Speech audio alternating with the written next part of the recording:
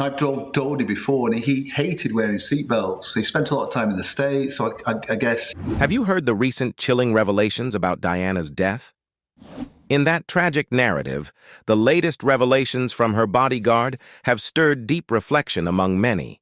Lee Sansum, who maintained a close and enduring connection with Diana as her protector, has divulged details about her final days and aspirations for the future. Similarly, Trevor Rees-Jones, the bodyguard who bore witness to Diana's fatal accident, has shared poignant insights into her final moments. Now brace yourself for these haunting revelations. In an exclusive interview, Sansum articulates the transformative nature of his brief, yet significant tenure as the princess's bodyguard.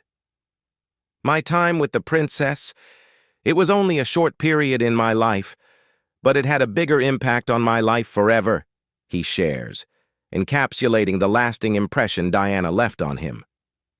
As the 25th anniversary of Diana's passing looms, Sansum recognizes the global fascination with the enigmatic princess, attributing it to her timeless charm and enduring legacy.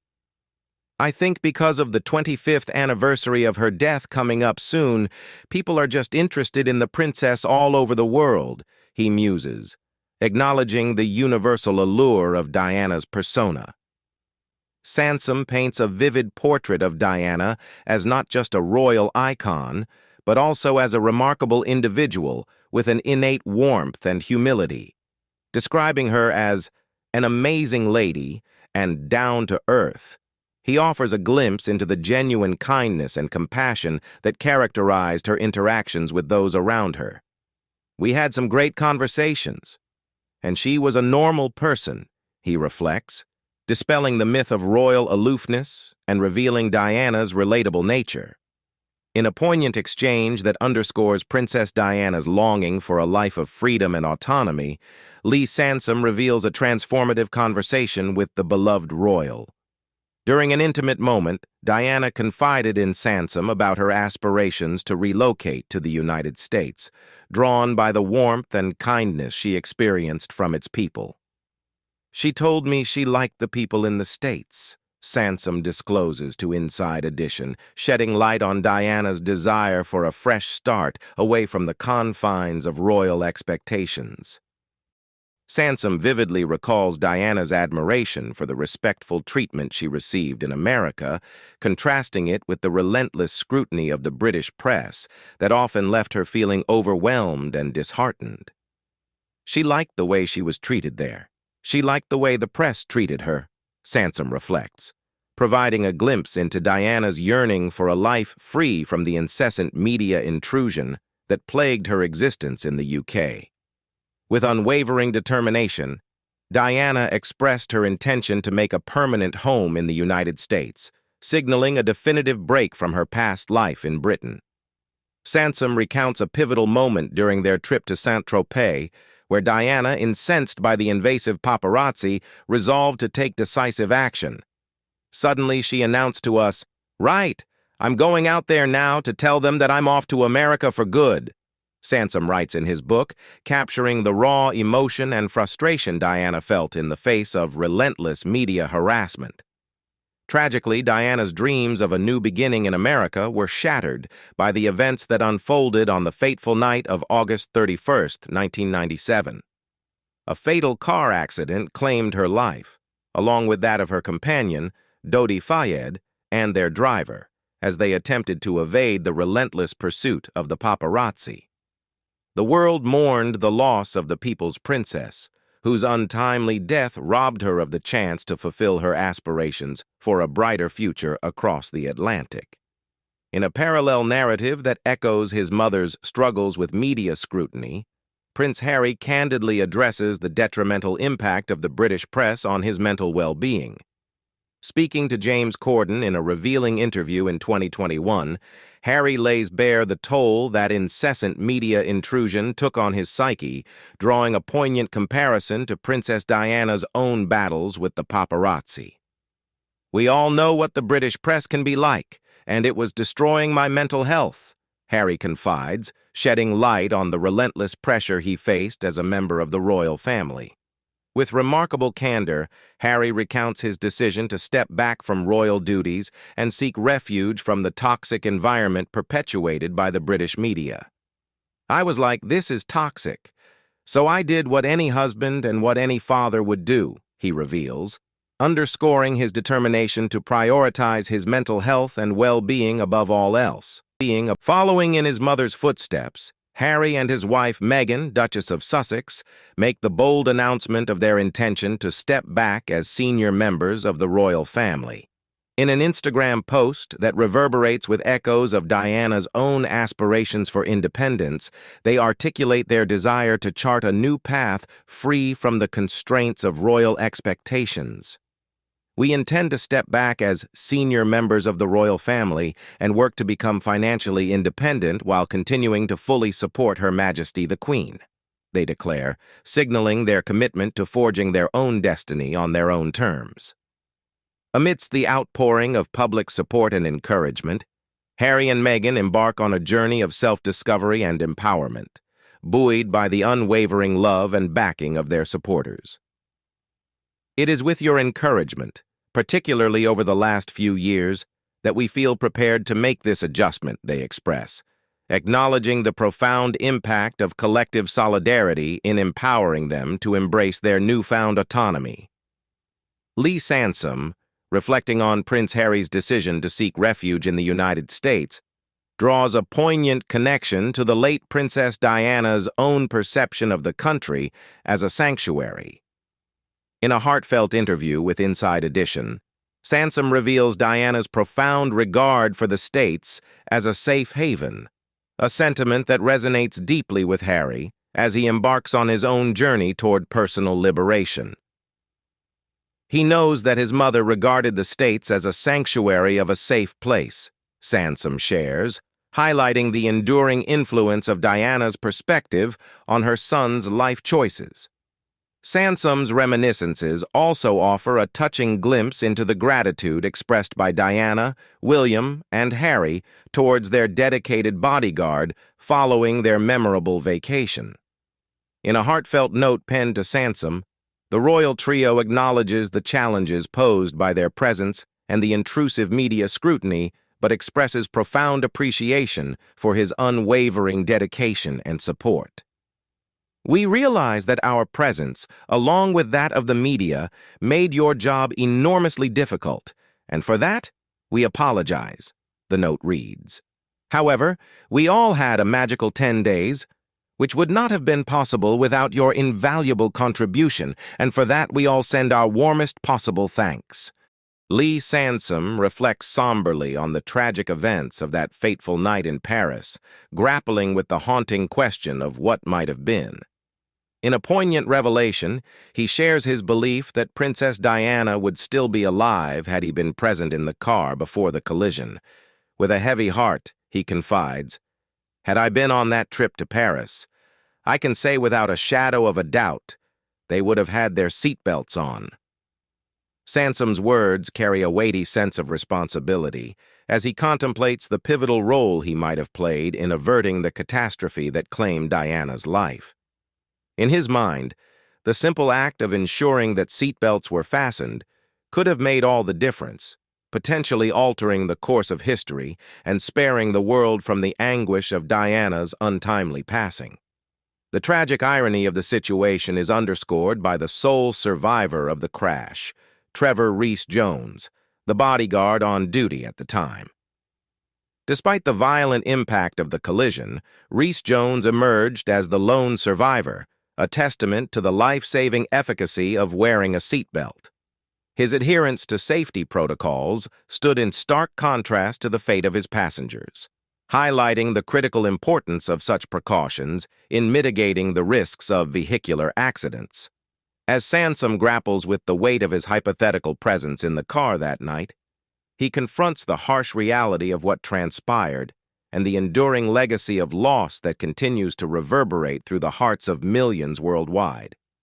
In addition, Sansum also revealed that alongside her in the vehicle were 3 other individuals, each bound together by fate's cruel hand. Henri Paul, the driver entrusted with their safety, Diana's cherished companion, Dodi Al-Fayed, and Trevor Rees-Jones, the devoted bodyguard tasked with safeguarding Diana and Dodi that fateful evening.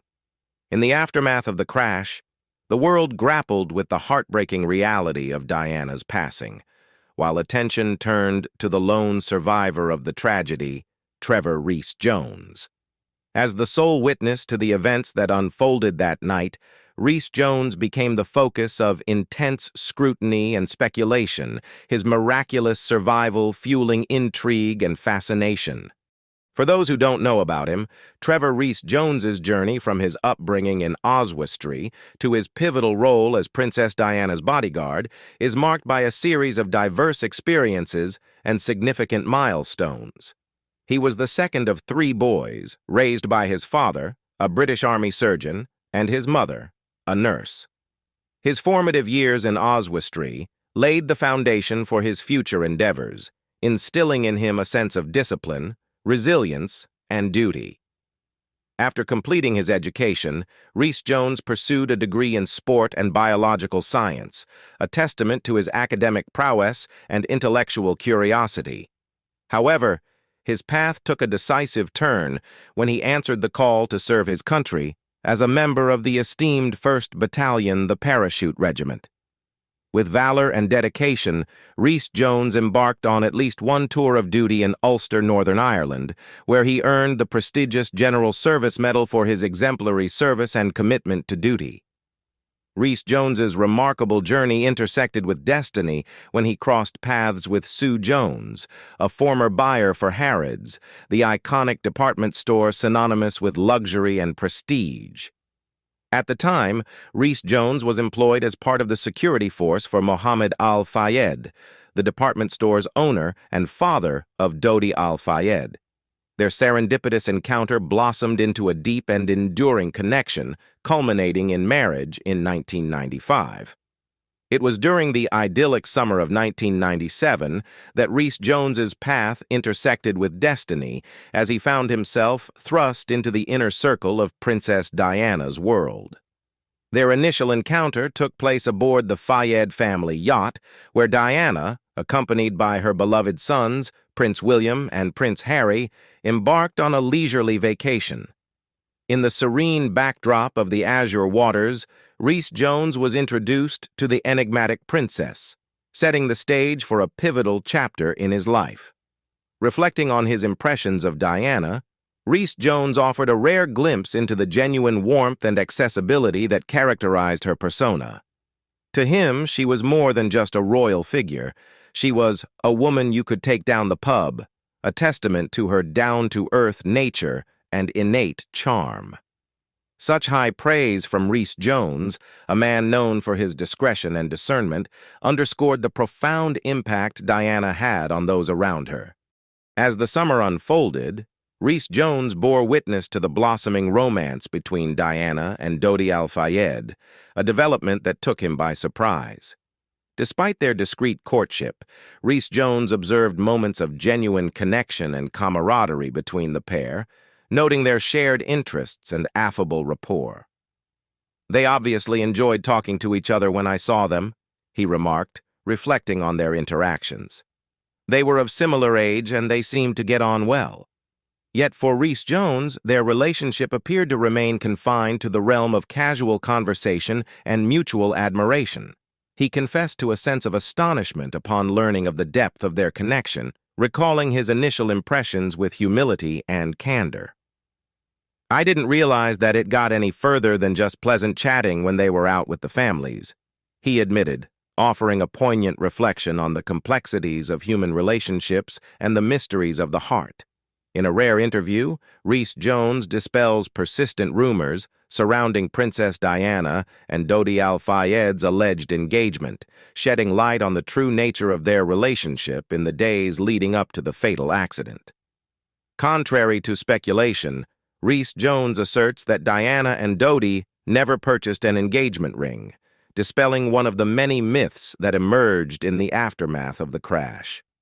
His candid revelation offers a sobering reminder of the complexities and uncertainties surrounding the circumstances of that fateful night. As the clock struck midnight on August 31st, 1997, Rees-Jones found himself in the company of Princess Diana and Dodi Al-Fayed as they departed from the Ritz Hotel, owned by Dodi's father, Mohammed Al-Fayed. Seated in the front of the vehicle alongside driver Henry Paul, Rees-Jones's memories of the events that followed are shrouded in a fog of uncertainty and trauma. Despite his proximity to the unfolding tragedy, Rees-Jones has consistently maintained that his recollection of the events surrounding the crash is fragmented at best. Post-mortem tests would later reveal that Henry Paul's blood alcohol content was 3 times the legal limit, a revelation that cast a shadow of culpability over the circumstances of the accident. While Rees-Jones does not dispute the findings, he contends that Paul's level of intoxication was not visibly apparent, leaving him unable to intervene before tragedy struck. The journey from the Ritz Hotel to the Pont de l'Alma traffic tunnel was fraught with peril, as the paparazzi's relentless pursuit escalated into a frantic race through the streets of Paris. In the chaos of the moment, the car careened into the tunnel, ultimately colliding with a concrete pillar with devastating force. Reports have long varied regarding the use of seatbelts by the occupants of the vehicle, with initial suggestions that Rees-Jones may have been the sole individual wearing one. However, subsequent findings have indicated that he, too, was not utilizing the safety equipment at the time of the crash, underscoring the tragic and indiscriminate nature of fate. The aftermath of the tragic car crash in Paris left a trail of devastation and heartbreak, claiming the lives of Dodi Al-Fayed and Henry Paul, while leaving Trevor Rees-Jones and Princess Diana gravely injured. The scene of the accident, shrouded in chaos and despair, marked the beginning of a long and arduous journey toward healing and closure for the survivors. As emergency responders raced to the scene, Rees-Jones and Diana were extricated from the wreckage and rushed to Hospital La Pitié-Salpêtrière, their lives hanging in the balance. While Diana's injuries proved fatal, tragically robbing the world of her luminous presence, Rees-Jones fought valiantly for survival, his body battered and broken by the force of the impact. In the ensuing hours and days, Rees-Jones underwent a grueling regimen of medical treatment and surgical intervention, his body racked by severe head and chest injuries, including extensive facial trauma that necessitated a full facial reconstruction. Sedated and unconscious for weeks on end, Rees-Jones teetered on the brink of life and death, his fate uncertain amidst the relentless tide of medical intervention. Despite the Herculean efforts of the medical team, Rees-Jones emerged from the depths of unconsciousness to confront a harsh and unforgiving reality. His body ravaged by injury and his spirit weighed down by the burden of loss, Rees-Jones faced a long and arduous road to recovery, grappling with the physical and emotional scars that would forever bear witness to the horrors of that fateful night. Upon his eventual release from the hospital, Rees-Jones embarked on a tentative journey toward normalcy, seeking solace in the familiar routines of everyday life. Returning to his post at Harrods, where he had once served as part of the security force for Mohammed Al-Fayed, Rees-Jones attempted to reclaim a sense of normalcy amidst the chaos and turmoil that engulfed him. However, the specter of the past loomed large, casting a shadow of doubt and suspicion over Rees-Jones's every move. In the wake of the accident, Mohammed Al-Fayed's relentless pursuit of truth and justice placed Rees-Jones under intense scrutiny, compelling him to relive the traumatic events of that tragic night in excruciating detail. Ultimately, the weight of expectation proved too burdensome to bear, and Rees-Jones made the difficult decision to sever ties with Harrods, bidding farewell to a chapter of his life marked by sorrow and upheaval. His departure from the position in 1998 marked the beginning of a new chapter in Rees-Jones's life, one defined by resilience, redemption, and the enduring quest for closure in the face of unspeakable tragedy. Over the years, Fayed made a series of incendiary claims about Rees-Jones, including insinuations of personal responsibility for the crash and allegations of clandestine deals struck in exchange for silence. Among these claims was the suggestion that Rees-Jones had been offered a position in United Nations security as hush money, an assertion dismissed by Operation Paget, the comprehensive police inquiry launched in 2004 to investigate conspiracy theories surrounding Diana's death. Operation Paget's findings debunked many of the myths and misconceptions surrounding the crash, including assertions that Rees-Jones possessed memories of the events leading up to the accident. Rees-Jones himself maintained a steadfast commitment to the truth, unequivocally rejecting any notion of conspiracy or foul play. "I just consider it as an avoidable accident," he asserted in an interview with the Irish Times. That a mistake was made by Henri Paul to get behind the wheel of the car when he knew that he had been drinking. Despite the relentless scrutiny and speculation surrounding his role in the tragedy, Rees-Jones remained resolute in his pursuit of closure and reconciliation. In 2000, he penned a memoir titled The Bodyguard's Story, Diana, the Crash, and the Sole Survivor, offering a candid and introspective account of his experiences before, during, and after the crash. Through his memoir, Rees-Jones sought to reclaim his narrative and set the record straight, shedding light on the complexities and nuances of that fateful night.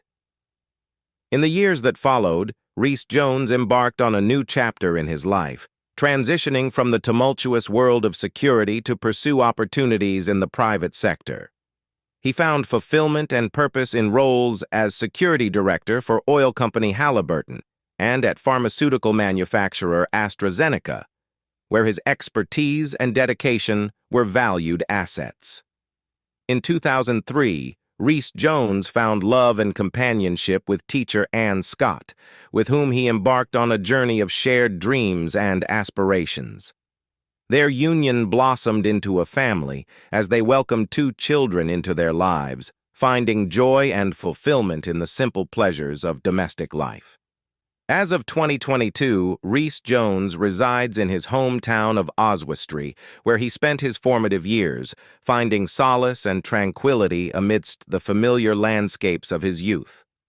What do you think about what Diana's bodyguard revealed about her plans and death? Leave us your comments in the section below. We hope you have found this helpful video. Don't forget to leave a like, share, and subscribe to the channel if you like it. Thank you for watching this and see you in the next videos. Goodbye.